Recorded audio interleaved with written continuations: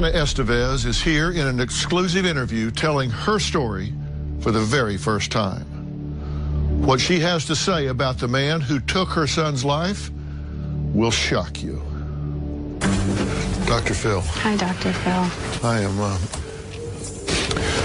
am glad to meet you, and I am so sorry for the circumstance. I can't even imagine, but thank you for being here. To me, this is a cautionary tale. It's so important to talk about this and to talk about your precious child as well. So people understand, this man that you were married to, this Ara, you knew him how long before you got married? About a year, a little over a year.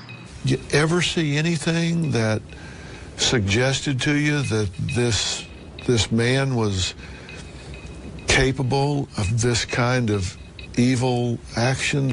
There were red flags throughout the marriage, but nothing to the degree that would lead me to believe that a parent could kill their own child. I can't wrap my head around that. So how was he as a father? Ara was gone most of the time. He worked 6 days a week, or so he said. And when he was present, he wasn't really present. He would want to sleep in. He'd want to watch TV. Very minimal interaction with my son.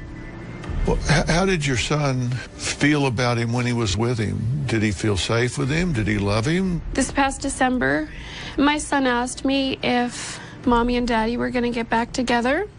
And I explained to him, I said, I'm done. And I told him, I said, no, honey. I said, Mommy and Daddy are not going to get back together.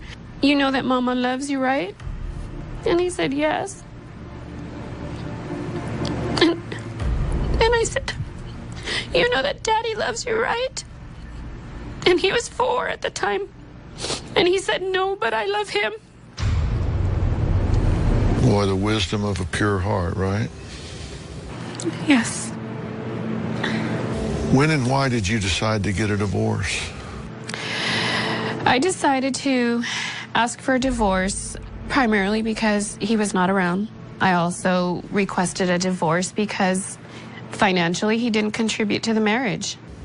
He was working 6 days a week? So he said.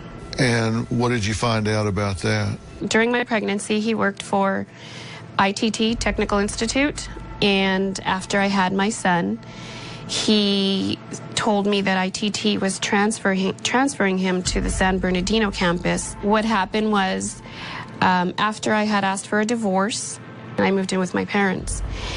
And historically, Ara would call every night to speak with my son before my son would go to bed. April 20th is Ara's birthday. So I didn't hear from him Tuesday. I didn't hear from him Wednesday. So then I started to get worried, and I called the ITT campus in San Bernardino, and I requested to speak with the campus director. And his response was, who? And I said, Ara. And he says, I know Ara. He says, Ara and I used to work together in West Covina, but that was several years ago. He says, Ara doesn't work here. And that's how I found out he had lied to me and my son for over 4 years. But during that 4 years, he never had a job. I don't know what he did. He had income coming in. How much money do you have coming in? I don't know. We always had separate bank accounts. And after I told him I wanted a divorce a few months later, I hired a private investigator who found that he had additional bank accounts that he did not disclose to the court. What made you hire a PI? Because once I found out that he wasn't working, I needed to know what he was doing with my son. What'd you find out? I found out that he dropped my son off at his mother's house for extended